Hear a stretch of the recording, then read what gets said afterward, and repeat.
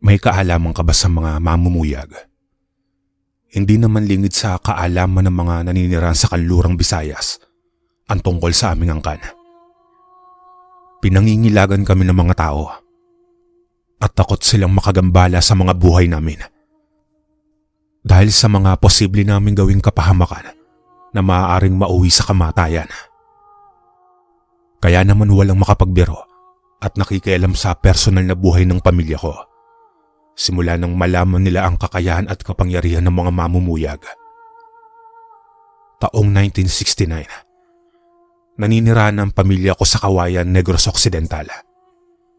Maraming iba't ibang nilalang ang dumating sa aming bayan tulad na lang ng mga aswang, manlalason at maging mga masasamang tao.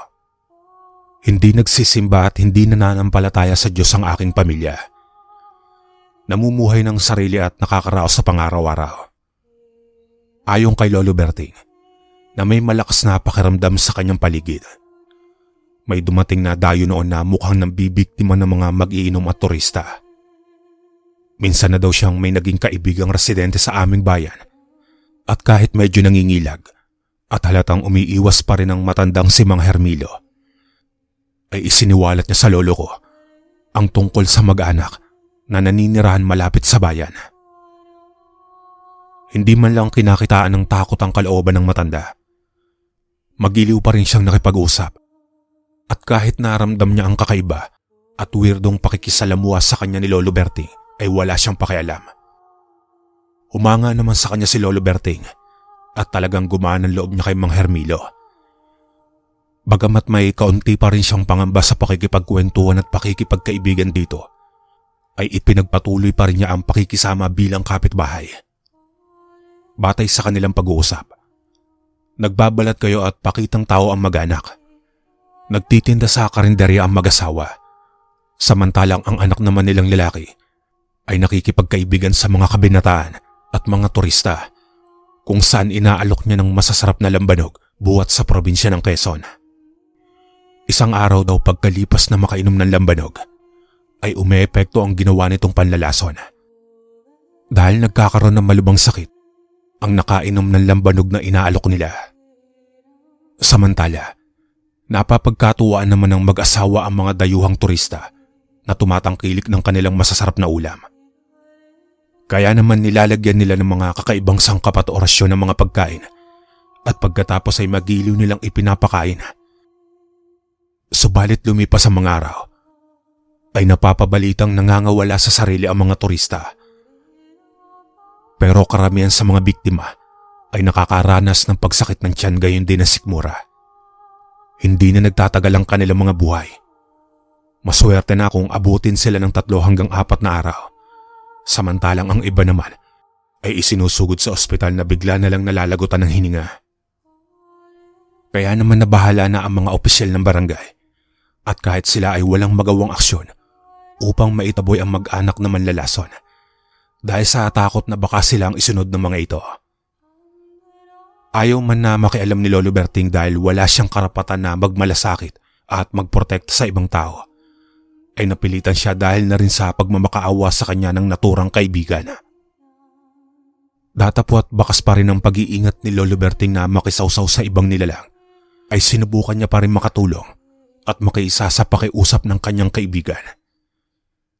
Hindi niya kakayanin mag-isa ang pakikipaglaban, kung kaya't minabuti niyang humingi ng tulong sa aking mga magulang upang mapagsama-sama nila ang kapangyarihang taglay ng aming pamilya laban sa mga manlalason.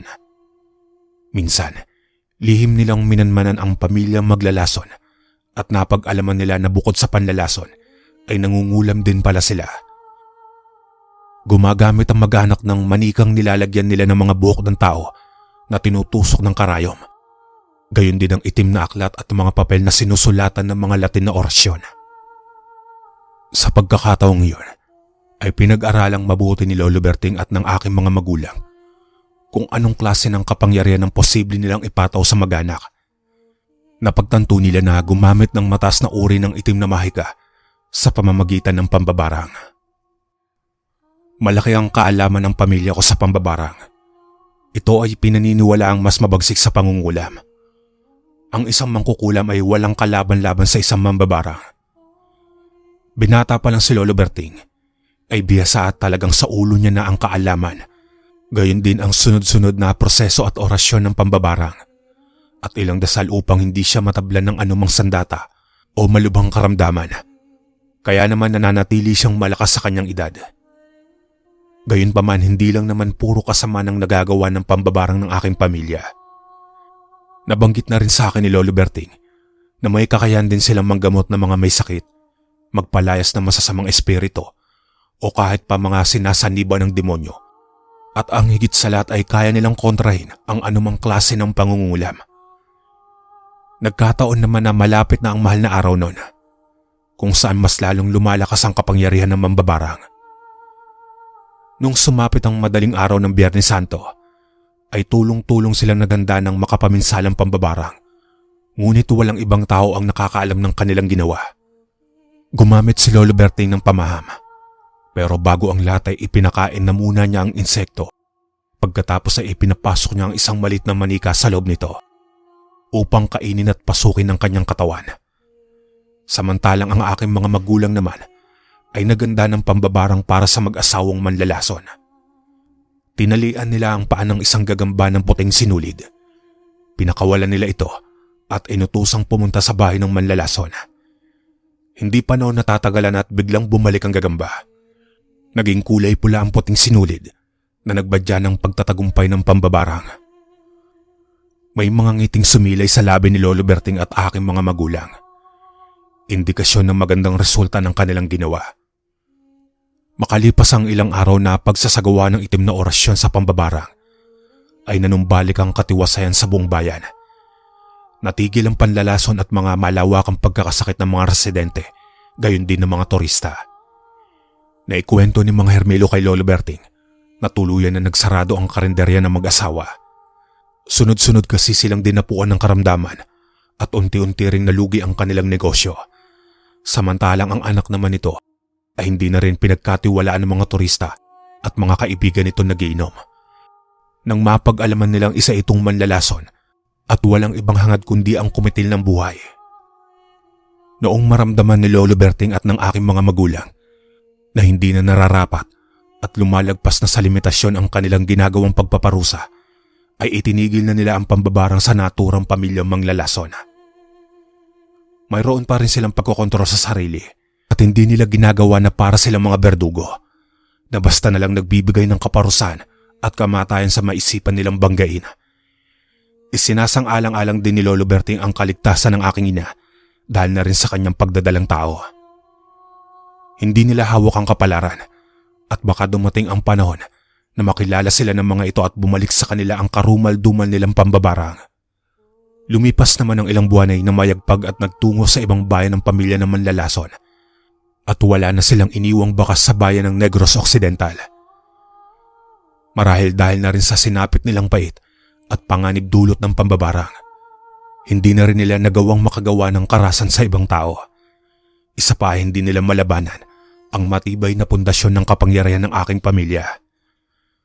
Lumipas naman ang mga panahon kalakbay, ay lumawak ang koneksyon ng mga maimpluwensyang mga tao sa aming bayan. Naglipa na ang mga namumutol na mga punong kahoy. Gayon din ang ibang mga masasamang dayo na tumatanggap ng pera para gumawa ng mga iligal na gawain. Isang araw noon, katatapos lang na magtungo ni Lolo Berting sa dagat, pati na rin ng aking ama upang mangisda. Pagkabalik nila sa bahay, ay naabutan nilang maraming armadong mga lalaki ang bumubugbog kay Mang Hermilo at pinagkakaisa ng aking inang buntis na malapit na ang kabuwanan. Kiniyom ng tatay ko ang kanyang mga kamao dahil hindi niya matagal ang panoorin na pinahihirapan at ginagawang katawa-tawa ng mga estrangherong mapagsamantalang mga kalalakihan. Sa galit ng aking ama ay sumugod siya at inatake ang mga kalalakihan. Ngunit napuruan siya ng lalaki at pinagtatataga siya sa tagiliran.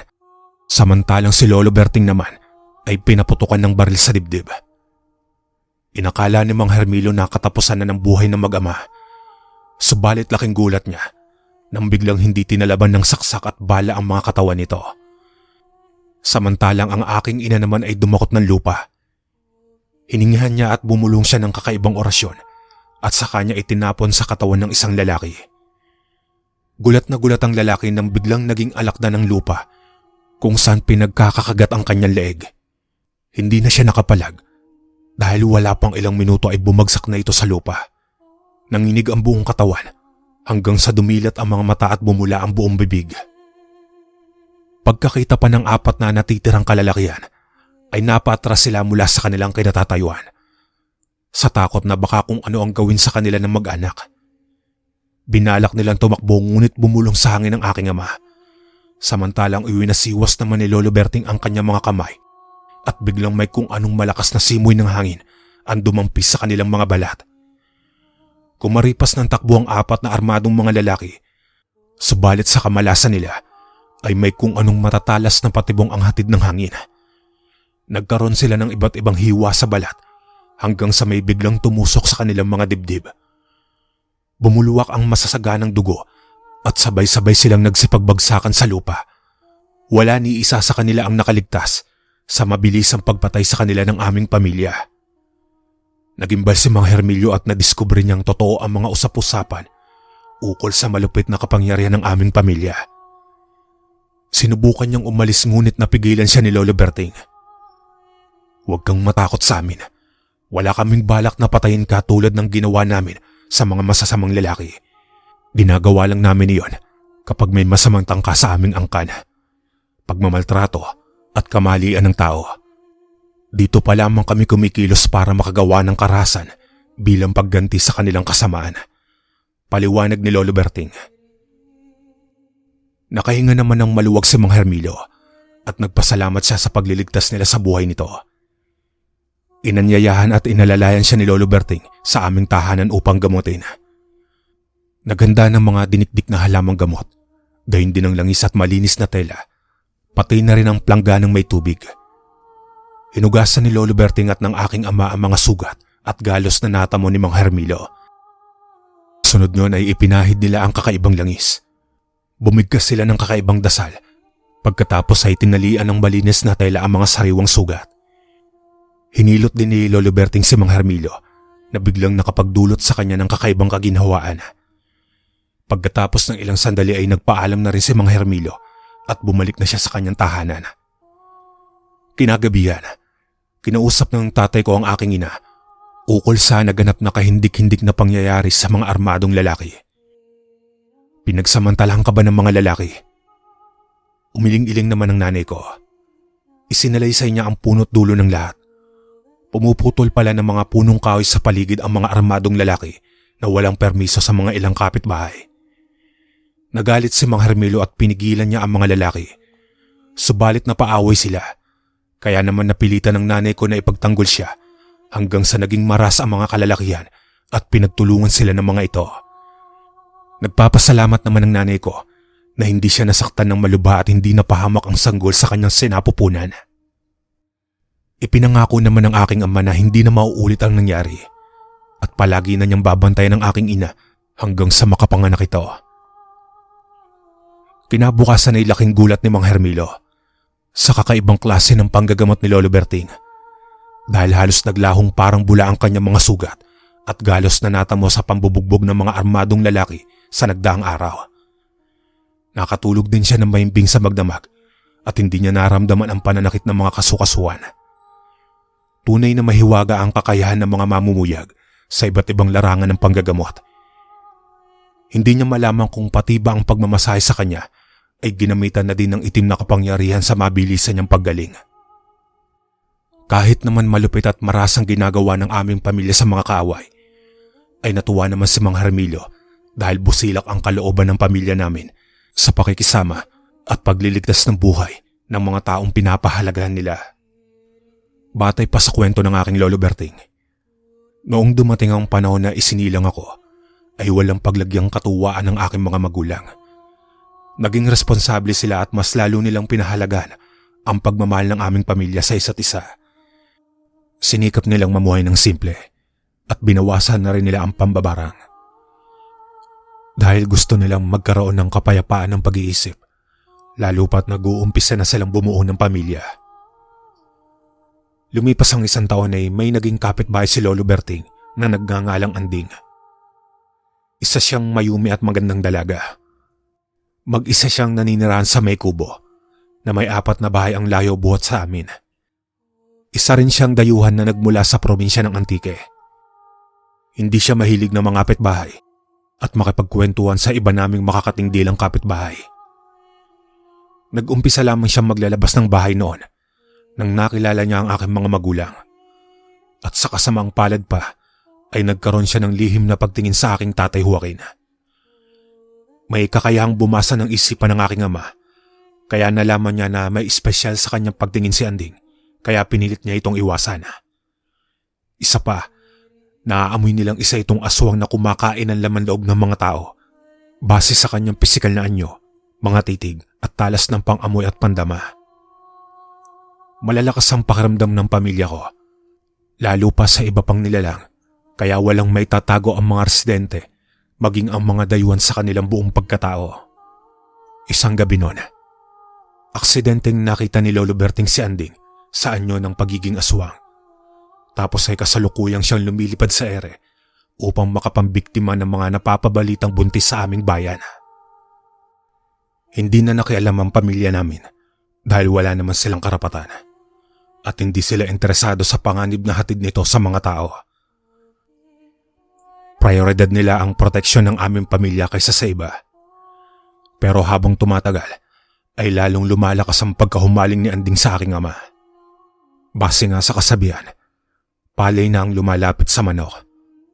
Kaya naman doble ingat ang tatay ko dahil kung ano-ano ang mga pagkain at inumin ang inaalok sa kanya ni Anding sa tuwing hindi nito nakikita ang aking ina.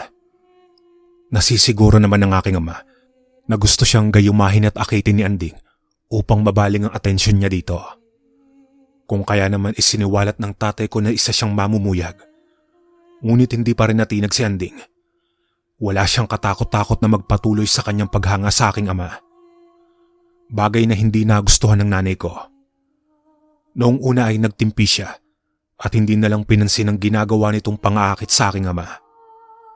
Ayaw na sana niyang gumawa na naman ng mga bagay na hindi naaayon sa kanyang kagustuhan.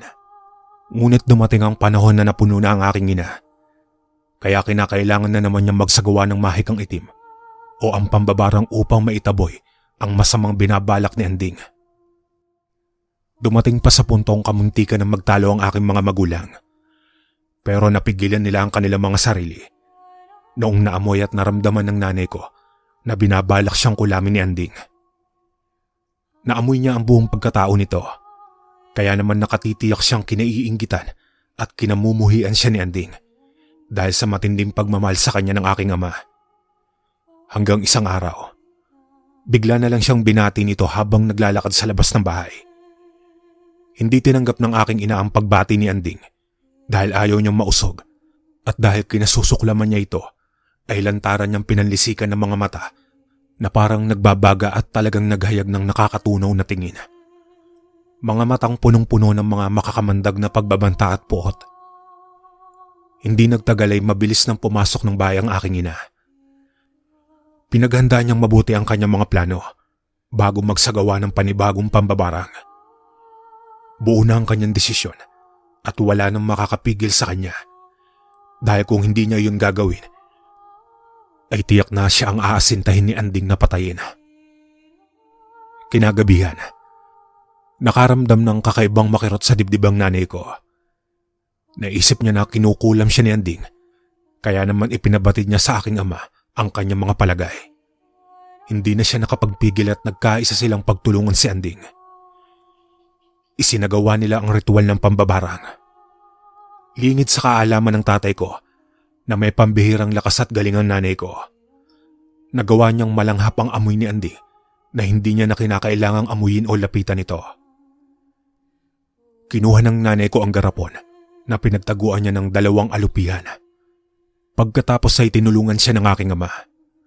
Binulungan niya ng kakaibang dasalang hayop. Pagkatapos ay inutusan nilang mag-asawa ang alupihan. Binuksan nila ang bintana at pinakawalan nito. Nang matapos ang ritual ay saka nila hinipan ang mga kandila na may sindi at nagpahinga na sila. Sa mga sumunod na araw ay hindi na nila nakikitang nagpupunta at bumibisita si Anding sa kanilang bahay. Nakakapanibago subalit ipinagpasalamat na lamang iyon ng aking ina. Hanggang sa nabalitaan ng pamilya ko kay Mang Hermilo na may sakit si Anding at hindi niya magawang lumabas ng bahay. Mukhang lumalakas ang epekto ng barang sa loob ng kanyang katawan kaya hindi na ito naglalabas ng bahay. Pagkalipas naman ng 2 araw, nagulantang ang mga kapitbahay nang mapansin na napakaraming pumapasok na langaw at alupian sa bahay ni Anding. Natatakot man silang pumasok sa loob kaya dumungaw na lang sila sa may bintana. At doon na lumikha ng malawakang ingay ang mga kapitbahay. Nagkagulo ang mga residente, samantalang kalmadong humihigop ng kape ang tatay ko at nagtitimpla naman ng gatas ang nanay ko.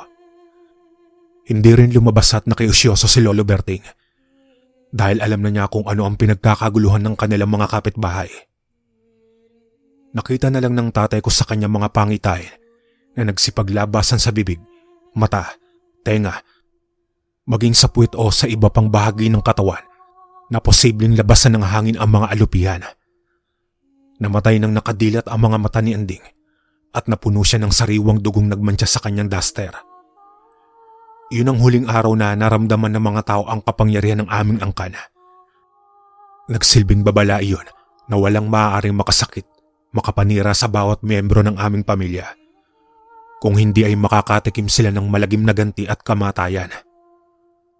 Ang kamatayan ni Anding ang naging daan upang lalo pa kaming katakutan ng mga residente sa aming barangay.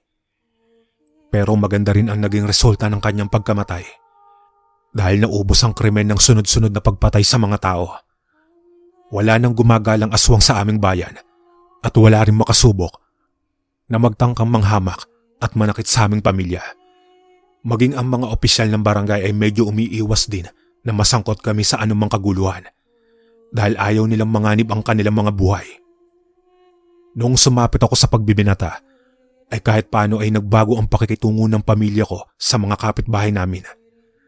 Natutunan nilang makihalubilo sa ibang tao at magpakita ng kabutihang loob. Sa kabila ng nakakapangilabot na pagkakakilala nila sa amin.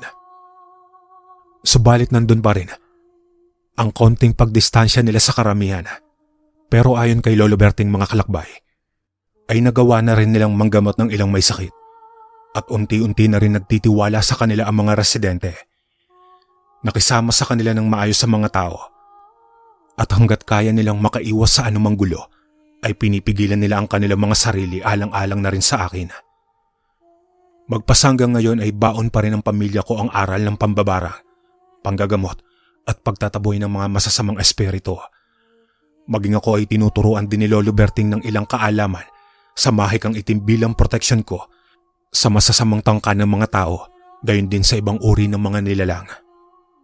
Subalit sa kabila ng lahat, ay pinapayuhan pa rin niya ako na piliin ko ang maging mabuti, gayon din sa ibang tao, kaysa ang magtanim ng matinding imbot dahil iyon ang magdadala sa kapahamakan.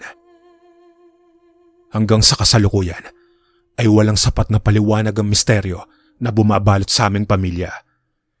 Ngunit patuloy at mulit-muling magaganap ang aming itinatagong kapangyarihan hanggang sa mga susunod pang henerasyon. Hanggang dito na lang po ang kwento ng aking angkan at maraming salamat po sa inyong lahat. Pakatandaan po sana natin na piliin natin maging mabuti at gumawa ng mga bagay na hindi natin ikakapahamak.